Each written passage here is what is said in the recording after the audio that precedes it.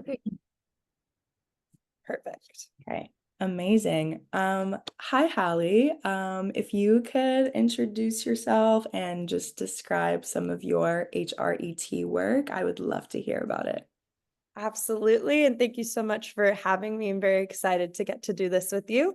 Hi, my name is Hallie McRae, and I just recently graduated from the University of California, Berkeley, with a degree in political science and minors in public policy and human rights. So I have just sort of entered this formal world of human rights education and training work. I've done quite a bit of human rights activism and advocacy work beginning almost 9 years ago now, primarily focused on criminal justice, immigration, and socioeconomic justice. So I've worked with Human Rights Watch Student Task Force, One Fair Wage, my campus's ACLU chapter, and different Jewish service organizations. But I joined the HRE USA team in 2022 when I became a Kirby Edmonds Fellow. And then last year I joined the steering committee, and since my dedication to human rights education specifically and the importance of it in my own work has just grown. So I'm really glad to be part of this network. Thank you for sharing. You've done so much at such a young age. That's so inspiring to hear. My next question for you is, what is one aspect of your human rights education work that you are especially proud of? Yeah, absolutely. So while I've only just kind of started dipping my toes into the formal world of human rights education work since I just graduated, I am really proud of my work engaging with my local communities through different volunteer efforts, especially through human rights and social justice lens. So in kind of various endeavors over the past few years, I've largely worked to volunteer with local unhoused populations in my different communities, as well as those who have been impacted by the criminal justice system. So I did this through participation in organizations largely at UC Berkeley over the past few years and in the city of Berkeley, where I was able to connect with different communities and lead projects that allowed me to meet with folks from all different walks of life. And I was able to connect people with resources that the organizations I worked with had to offer. So that is something that I find really crucial and gratifying working with populations on the ground. And I think that human to human connection is just one of the, if not the most important things, especially when we're doing human rights and social justice work and working to break the barriers and build these communities.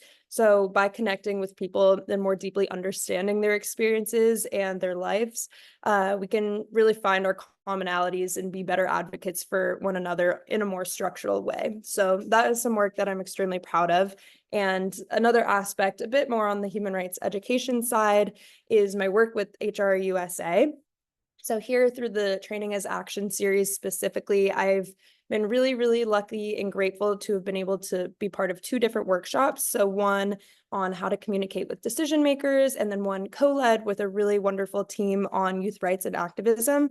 So being an activist throughout my high school career and having had several years of experience communicating with decision makers, both on the smaller scale of academic institutions and leaders within schools and on the larger scale of elected representatives, I was able to channel some of that knowledge and the skills that I had built into a workshop focused on how youth can engage in activism.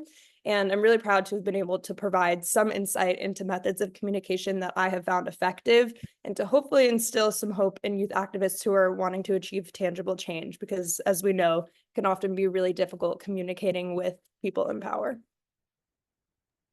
Absolutely. Those are some amazing contributions to human rights education.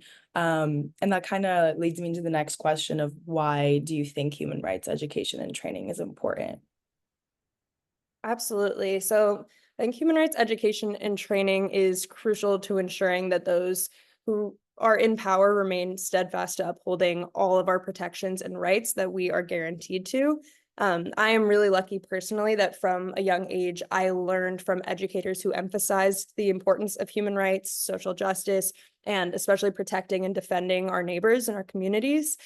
This is something that has been deeply ingrained into my understanding of the world and social systems and power structures.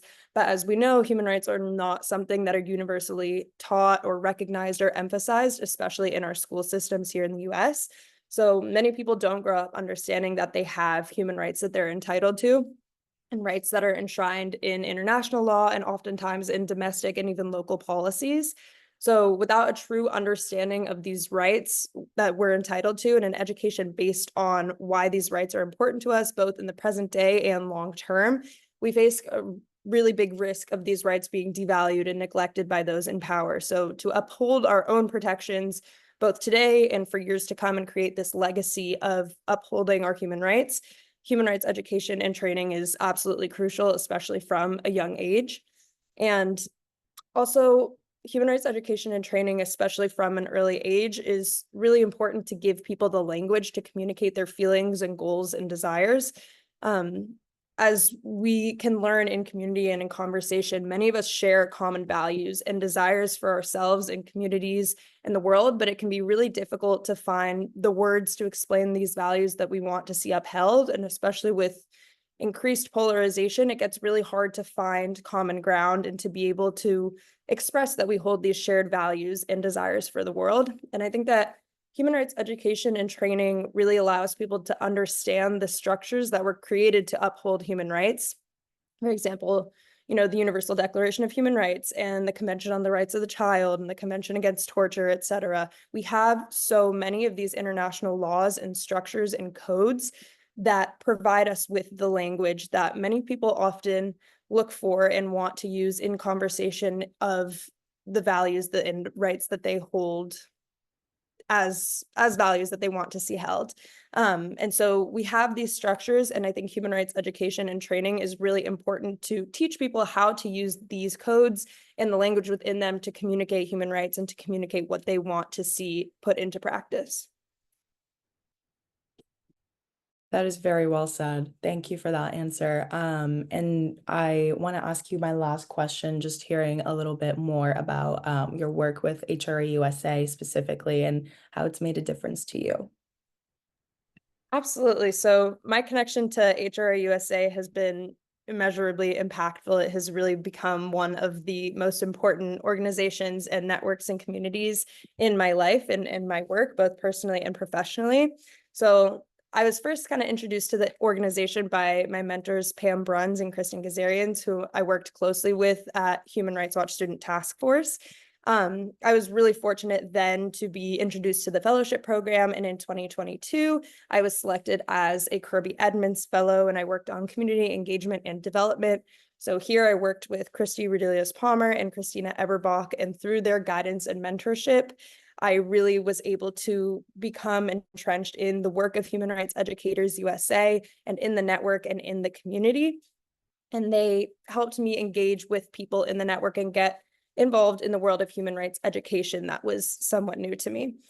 Through this fellowship, then I was able to connect with a widespread array of impactful leaders in the field of human rights education, building both my knowledge of what it means to not only work on the ground fighting for social justice, but to work structurally too, to teach people the importance of human rights and how they prevail, or how they should prevail, at least in our daily lives, and then how to hold leaders accountable to upholding these human rights. So HRE USA has an extremely vast network of individuals whose lives are devoted to upholding and expanding systems of human rights for all, especially domestically, but worldwide too. And working with this network of really just deeply passionate individuals and organizations has just fueled and propelled my desire to continue working to uphold human rights for all, especially as I navigate this post-undergraduate space and decide what field is going to be right for me for the next few years to come. And I am just eternally grateful for those I've been able to meet and work with in this organization, as everyone's stories as to why they got involved in human rights work and what motivates them to keep going, and the joy of seeing human rights prevail is enormously rewarding. So my connection to HRE USA and all the folks who make up this really amazing network is super impactful to me, both in my own personal life and wanting to see human rights prevail all throughout the country and the world, but also in my figuring out what space is right for me for my longer term career. Amazing. Thank you so, so much for all your answers and taking the time to speak with me today, Hallie. You truly are so inspiring. Thank you so much, Ara, and for doing this profile. And yeah, thank you so much for your work.